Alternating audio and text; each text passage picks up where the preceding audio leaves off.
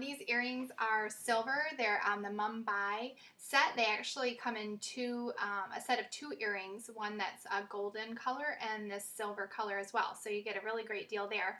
And I'll wear the other ones in another shot, the golden ones.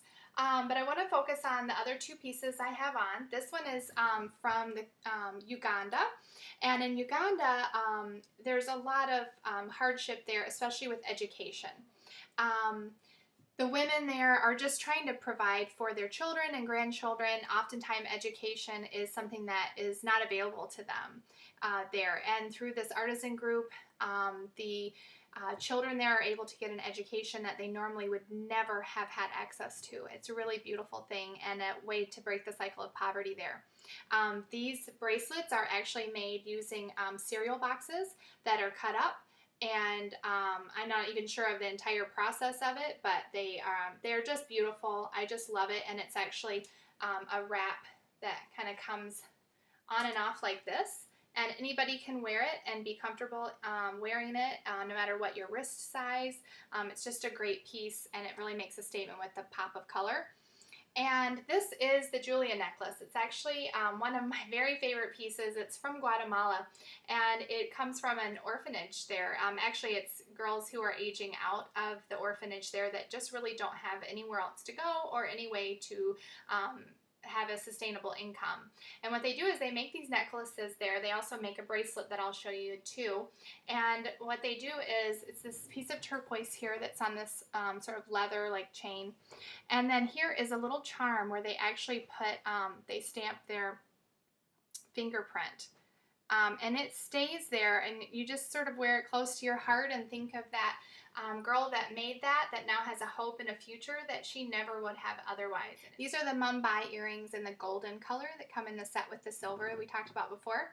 This is a new item for us for fall. I'm really excited about it. It's a mustard color infinity scarf. It's hand knit by artisans in Cambodia who have been acid attacked. It's a really horrible, painful, and permanently disfiguring thing that can happen to anybody, anytime, anywhere in Cambodia. Believe it or not, it's actually a thing there, and it's really horrible. The women cannot work. They cannot go to school. Their children cannot go to school if they've been acid attacked, which, believe it or not, does happen. Their husbands oftentimes will leave them, and they're basically social outcasts that cannot even get a job to support themselves. So this is an awesome privilege to be able to wear a scarf that was hand knit by someone and know that they have hope and a future now in their life. In addition, I'm also wearing another new product we have from India, the Craftsman leather bracelets. They come in a set, but you can wear them separately. They come with the two pieces here. And I love it because it's made by an artisan group in India, where education, as I mentioned before, is extremely difficult to come by, especially for girls. But for all children there, it's a really sad thing. And this particular artisan group is paying for kids in that village to go to school, paying for their books, paying for their school uniforms, and they're also in the process of building a village school that will end up being able to educate 300 students. So that is super exciting to be able to support them in their endeavors.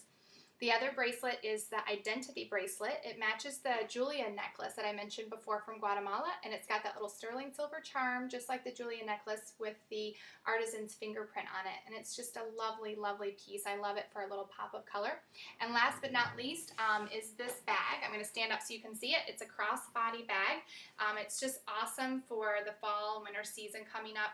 It's just got a cool look to it. And it also adjusts, if you can see there, so you can make it longer or shorter, depending on how you want to wear it.